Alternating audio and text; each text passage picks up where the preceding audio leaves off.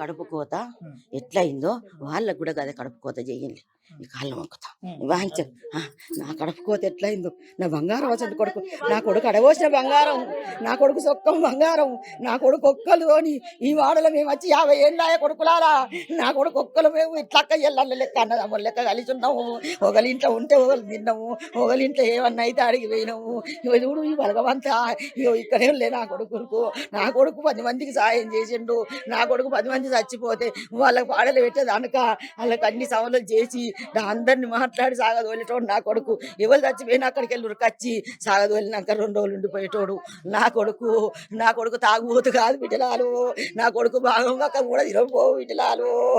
నా కొడుకు సత్యవంతుడు బిడ్డలాలు. నా కడుపు కాల్చింది బిడ్డలాలు. నాకు 3 పిల్లలు బిడ్డలాలు, ఒక బిడ్డ 2 కొడుకులు.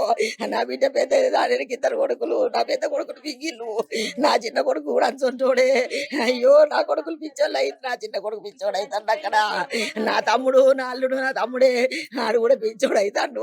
మమ్మల్ని పిచ్చోళ్ళు చేసిండు వాళ్ళు. నా కొడుకు ఖచ్చితంగా వాళ్ళు ఏ నా కొడుకును మాత్రం వాళ్ళే దాని ఆయన అత్త, ఇద్దరు అన్నలు, 2 అక్కల కొడుకులు, 2 అక్కలు, దాని అక్క మొగడు, అది మొత్తం అంతా దాని అదిన తల్లి ఇంతమంది నా కొడుకు వచ్చిండు. మేము బేలు తీసుకుని పోయిన వాళ్ళు వచ్చిండు ఒక మాట.